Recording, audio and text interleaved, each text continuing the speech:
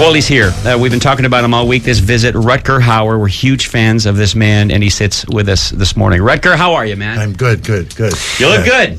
Well, thank you. This gentleman has decided now to write the book about his life and career, or at least to this point.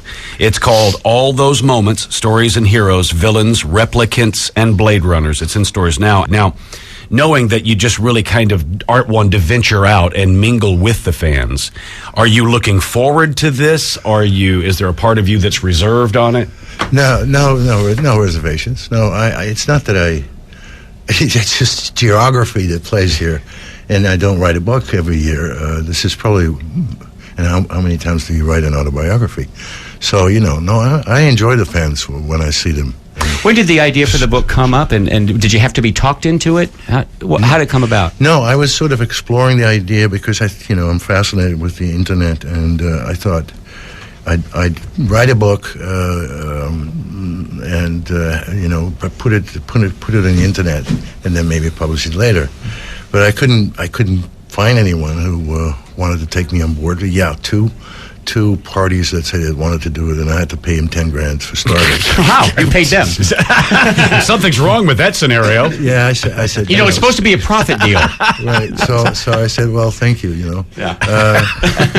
And then I published like a limited edition on my own, basically a handmade, book that is not so much as an autobiography, but it has poetry in it, and it's sort of a dialogue with my fans on the internet, and taking some stuff from that, and some pictures and stuff. Yeah. So, and then some guy came on. He was a big fan who sort of came. I don't know how he got to me. He said, I'm in the publishing business, and I think you should write a book. And I said, well, I'm working on that. What do you want? And he said, well, let me shop it around. Maybe we can get a publisher. And, of course, that's the person you need because you can't do this. Right. I wouldn't have a clue. So he went around, and he got, we finally sort of ended up with Harper's. Did you cut a deal where they're actually going to pay you? Well, they we got a good fee, and then and the rest of the whole, whatever the book makes will go to charity. Oh, good. And it was fun, and of course it's hard to write a book, but it's Was it a good? You think you can do it, and then it turns out that it takes a lot more time. I was shooting movies, and I was working, so I had to do it on the side. So I was on the phone through different time zones, and and also because Blade Runner started to sort of show up, and they were talking about the release this year, and I thought that'd be good, 25 years later, when the film comes out, and I'll just go sit in there and bring out, come up with the book and say, come on, guys, it's okay, it's not going to be boring, that. So I had to rush it, a bit, and I couldn't have done it with a co-writer, Patrick Quinlan, and so there you go, and then of course, the whole idea is to show you, not from the outside in, because I wouldn't have a clue there either, but, from what it is that I do and how I see it. All right, now, along with the book, by the way, we're speaking with Rutger Hauer. Let's kind of go back to the beginning, if we could, in that, as far as an actor, your study was I gather, quite intensive. If you could talk a little bit about where you studied and how long that you studied the craft. Well, the politicians always say, what a nice question. I'm glad you're asking. But, no, I was just thinking about it because, I have I do have something specific that I've sort of brought on, and it has to do with first of all, I started out with a camera presence that very few people have. Nothing I can do about it, or hardly anything. But, when I was in front of the camera, that really hit me hard, and I was in a country that had almost no film history. Holland. Holland. And TV, there was nothing there. And it hit me really hard. I found my medium. I just knew it. And I can say it now that I also knew that I would have time to explore it. So anyway, but I'll zap a little further, back, because there was one thing that really hit me when I was 11, and I was on stage with my father, who was an actor, and my mother was an actor too. Actress, I guess. I'm not sure what you call them. And I was wearing a blue dress, and it was a Greek tragedy. Wow. And there was an audience. I was an audience. It was in a circus, just like the Greek tragedies were played. But this was inside in Amsterdam, and I remember standing there, leading my blind father, who was playing one of those blind seers, just like Blind Fury. And I love that movie. Yeah, and I remember thinking, this is really strange. Actors are strange people, And and it never dawned on me that I would end up being one of those strange people. Let's see, but to come back to the question, I have studied basically the act of acting under pressure, because I think it's really the only real way to learn. So I'm looking at it like a pilot. I log my flying hours in front of the camera, and I study specifically truth. And that's a funny thing, because in film nothing is true. It's all make believe and illusion. Right. But just as close as close as you can get to it. And I've been doing it ever since I got in front of the camera. Well, go ahead. Well, I'm moving back a little, even before that. I'm just dying to ask you this question. It says you were in the Army for a short time until you were able to convince your superiors that you were psychologically unfit for duty.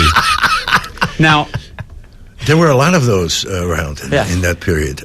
Were you going for a what do you call Section 8 or? I don't know what you call it here, but Right. it's just like a box that says we don't trust this guy out there. So for whatever reason. But I love the Army in the beginning, because they make you run a lot, and I love running and do all that physical stuff. But it really started to dawn on me that if this would get serious, With a gun involved. So I would not be that great. what did you do to convince them? I am sure that this is probably the only moment when I did method acting, and I would walk into trees just to feel what a headache would feel like. This is serious. I mean, I'm glad nobody could see what I was doing. But I thought, this is not something you do. You do for fun. It's and I became a pacifist, but pretty much Pretty there. quick, Yeah. I talked to a lot of priests and religious people saying, what about God? Does he do that stuff too? Was he in the Army? That's that. Yeah. But I never got a straight answer out of those guys.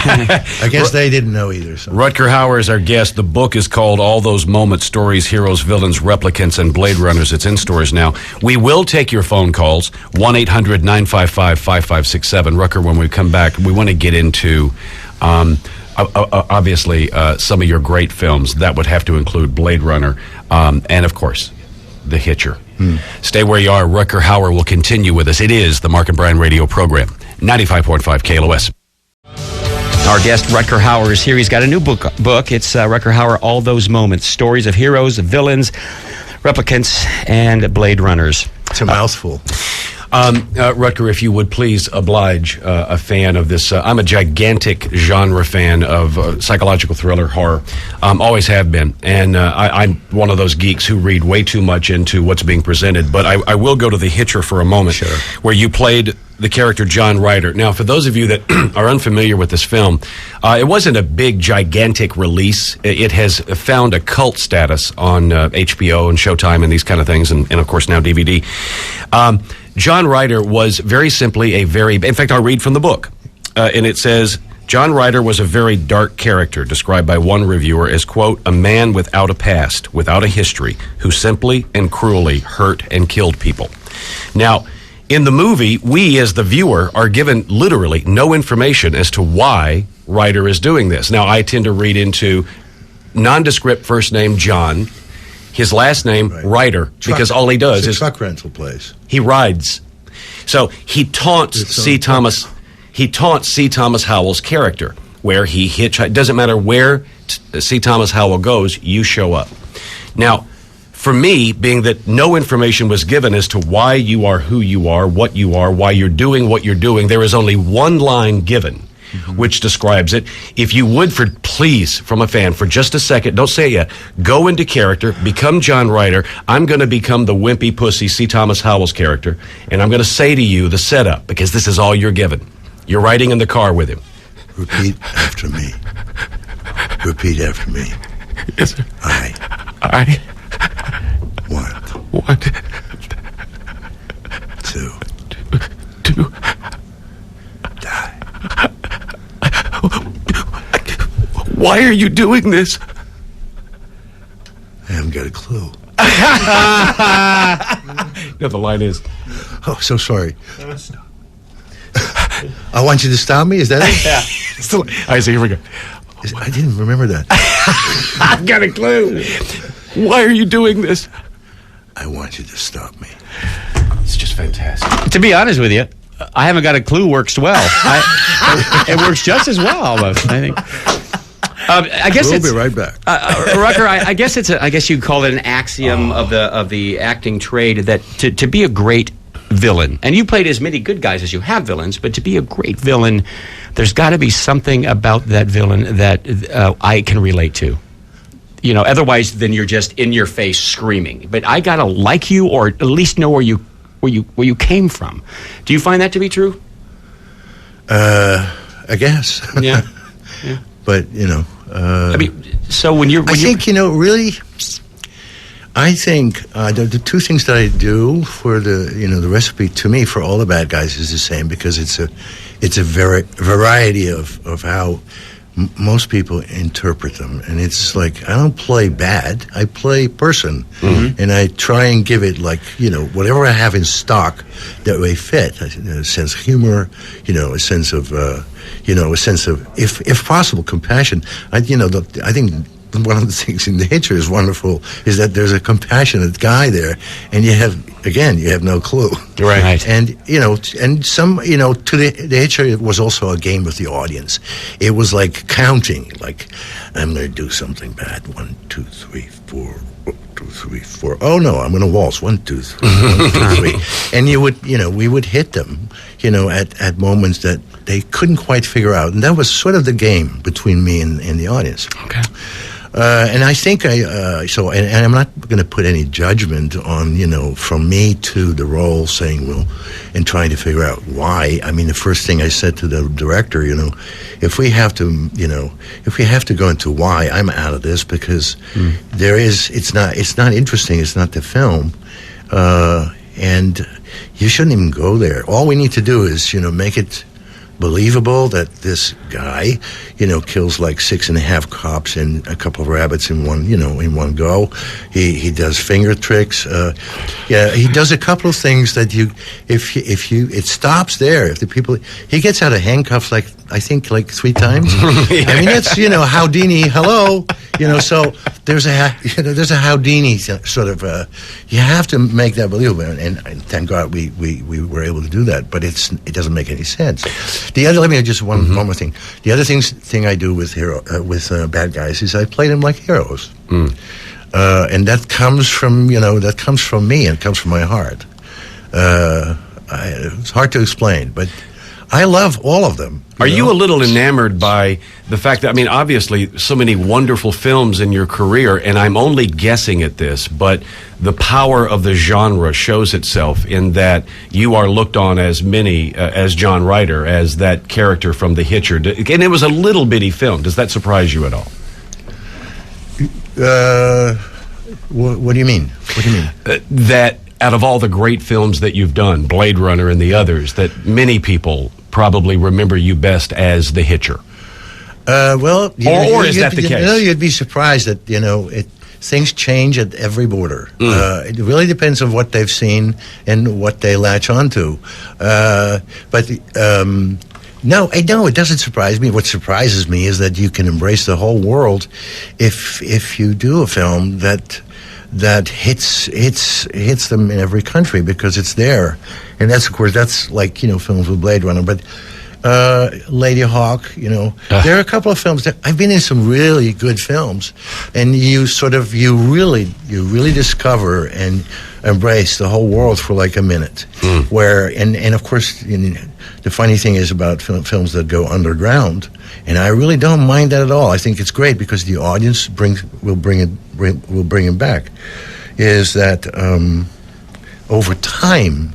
The fact that I've had VHS and TV and all that, from the beginning of my career, pretty much, as it was developing, it also prolongs your career. It gives it different strokes. TV things are very different. They do hit a different audience.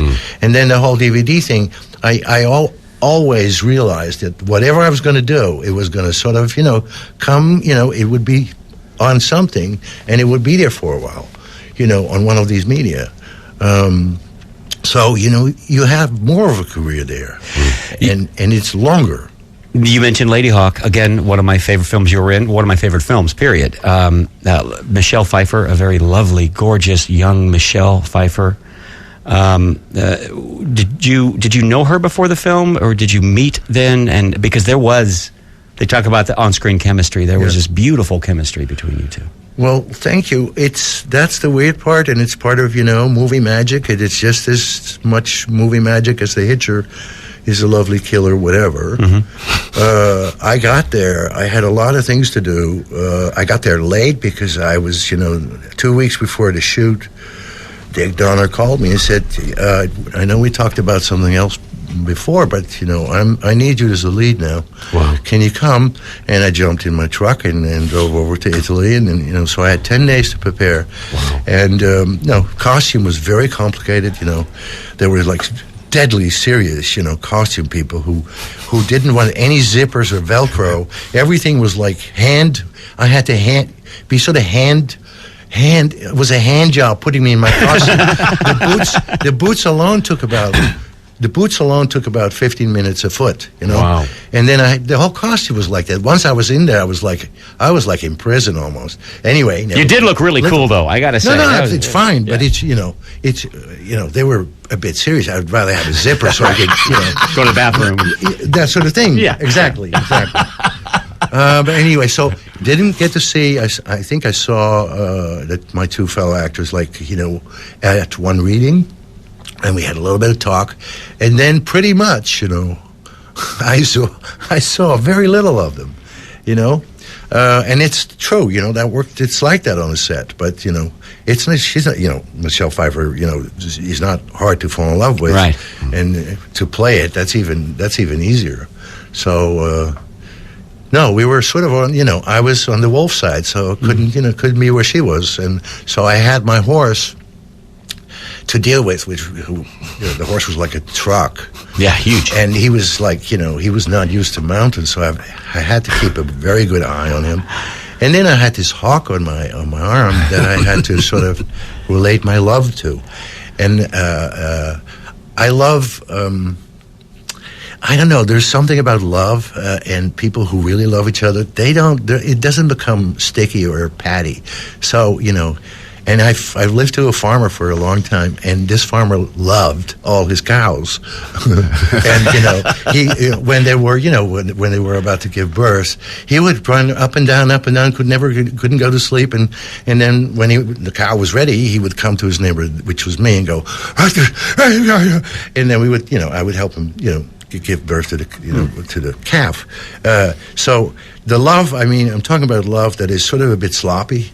But if it needs to be there constantly, but so I had like this, this sort of, the hawks can do 360 in terms of, they look, and it's such a concentrated thing. So when you're acting out a scene and the hawk just sees some fly or whatever, you have to kind of go, yes, honey, what's it? Okay, yeah, sure. And just keep doing the scene. But I love that stuff.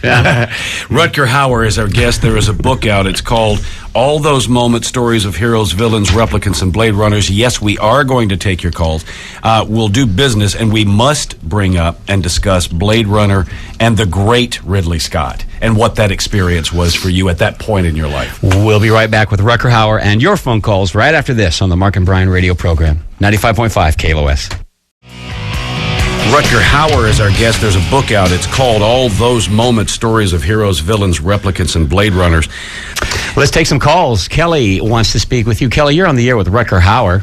Good morning, Mark and Brian. Hi, Morning, Kelly. Good morning, Rutger. Hi. Hi, I'm a big fan of yours, and The Blade Runner is one of my favorite movies of all time, and I had heard or read somewhere that the final scene, the Tears and Rain scene, at the end, that you had either ad-libbed all of that or part of that. Is that true?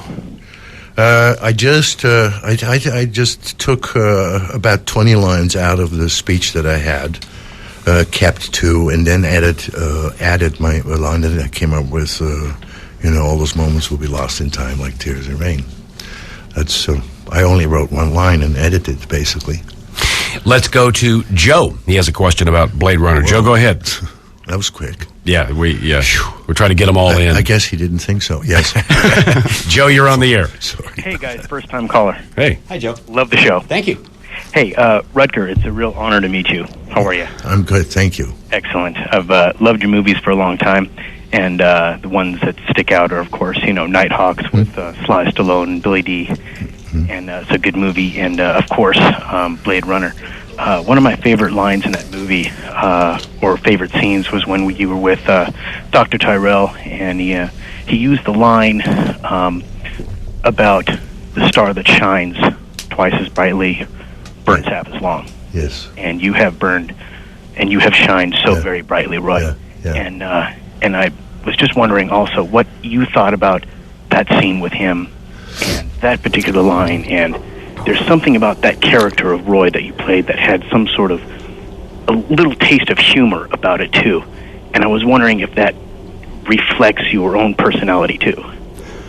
Well, I'm very secure in my own personality, so I tend to try and get as close to the edge, so to speak.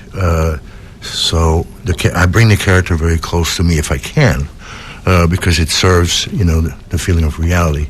The line from Tyrell, as far as, from my character's point of view, he's just full of crap, this guy, and he says, you can't live, and, basically, so I have to kill him. And of course, at the time when we were playing the scene, this was still written as a guy who is another replicant. He is sort of like a front for the real Tyrell. We decided not to shoot that, so, but it's, I thought, okay, so this is a guy who pretends to be my father. We do some testing together, and he gives me some great lines. I do agree, blah, blah, blah. And I play some chess with him, and then I find out this guy is not really what he is.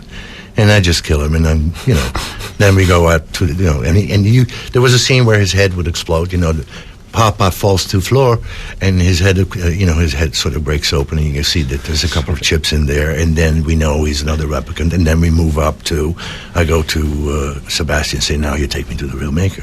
Then we were supposed to go up one more floor on the top of this glass pyramid, and then in a big block of ice would be, Tyrell, Walt Disney, Right. Frozen in time, and that would be the fuse for Roy to go, time to die. So, Wow. Time to die. Just listen. Dean, good morning. You're on the air with Rutger Hauer. Thank you, Joe, for the call. Brian, how are you? Good. Thanks, Dean. Mr. Hauer, how are you? My mother wanted to marry you when I was a kid, so we saw all your movies when I was growing up. all right. There's a movie back in 1989 that we just loved, and I can't find it anywhere. It's the remake of the Zatoichi, The Blind Fury. Blind Fury. Oh, I love that movie, and I can't find it anywhere, and I was wondering if you knew, was it released on DVD, or... I'm sure it can be found. Go to my website. They might help you out. I have the VHS. Alone, Can I borrow it? Yeah. I'll leave it a Great movie. I'm sure, I know it's somewhere. Even if it's only in the European version, you can still... everything is somewhere now. It's true. We were talking about this movie during the commercial, and I told Rutger that it's one of my favorite movies also as well, and not for one moment do you ever think he as an actor is playing a blind guy. You know, where that thing. Where's that sound coming from? Right. You know, that there was something you did, you made it. I don't, You know what was funny? The guy who I walked the street with, and he was blind and I was blindfolded, and I got very scared very quickly. But he was a great guy, and what he would do was he would look at you out of a certain politeness, so it wouldn't be so Right. And his eyes were open, so he would just listen to you and sort of look in your direction, and I thought it was very nice. And he also said, "Don't make blind people stupid. Okay, we're not stupid. Some of us are, but not all of us. and that's not because we're blind. So yeah." And I tried that, and the director said, "Yeah, it's really good, but for some funny reason, in film it doesn't quite work because it looks like you're looking at him, and so you have to just come away and do a little bit more for me sometimes, because otherwise it really, you know how shots are. Right. So I still had to exaggerate it a little bit. All right, Tamara, you're on the air. Good morning. Well, good morning, Mark and Brian. Morning, Tamara. Rutger. Good morning. First of all, Mark and Brian, I want to tell you, I'll see you Thursday at the Pirate Party because I got my ticket. Glad you're coming. Okay, and I wanted to say just a few things to Rutger and then ask him his question. I wanted to tell you that I just think you're magnificent. I just think you're a beautiful actor, and I just love everything you've ever done. I saw Blade Runner when it came out at the movies when I was a teenager. It was just phenomenal. And I want to tell you said earlier that you were in some really good movies, but also every movie that you're in is better because you're in it. Oh, Couldn't agree more. And whatever thank character you. you play, you totally own it. You played so many different characters. And I'm going to have to say, I don't think Roy was a villain. He just was trying to stay alive. That's all he wanted. It doesn't, I don't know what it is with these Americans. They don't go, bad guy, good guy. It's like it's a program that I don't, I'm an actor. I give my characters flesh and blood and soul if I can. And that's all I do. I don't put any stamp on them. And, I love to be loved for my bad guys. It doesn't, it doesn't hurt me. Those of you that are going to be at the book signing. And thank you for the... She's got a question as well. Sorry, Oh, Tamara. yeah, there you go. No, I love hearing you talk. Yeah. I wanted to tell you also, I can't even say I have a favorite because I love everything that you're in, but I did stay up an extra 2 hours the other night because Nighthawks was on. But what's your favorite movie or your favorite character? Well, Lady Hawk and The Hitcher, Blind Fury, Blade Runner, of course. I did, Blindside. I think it's, it makes me giggle. Legend of the Holy Drink is a movie, America never saw. I hope that will change at some point because I'm sort of trying to build a virtual museum. It's going to take me a while, but I can do it, I'm sure. I like a lot of my movies, and not all for the for me, what counts is the way you work and what you think you have. Then you wait and see if it comes across in the final edit, because that doesn't always happen. I did a movie 2 years ago, Mentor. My heart was, like right there. I was doing it for $1.99, and it got so destroyed in the editing process. They took it away from the director, as you've probably heard. They tend to do that sometimes because they think they know better. But you have to bleed that way sometimes, and you have to take the chance. I take big risks because I think I have the time, and I don't care that much about my career, or how it looks. I'm in it for the exercise.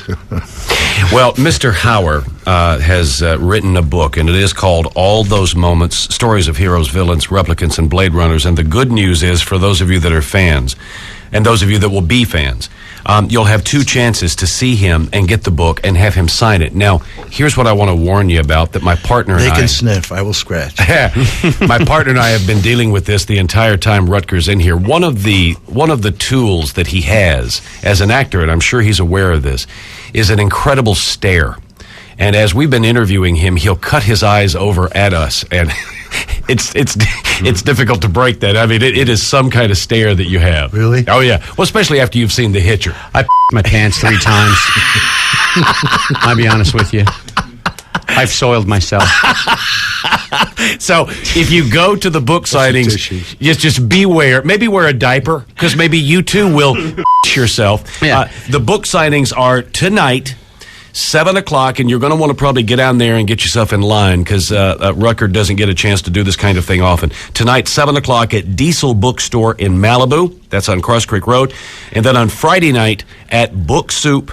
That again is at 7 o'clock in Hollywood on Sunset Boulevard. Rutger, this was everything we hoped it would be, except it was too short. But truly, we were looking forward to this, and it was such a great honor and pleasure to meet you. Thank you. Thank you, sir. Come back. Sure. Talk to you soon. We'll do business, Get a return tissue. ourselves. It is the Mark and Brian radio program, 95.5 KLOS.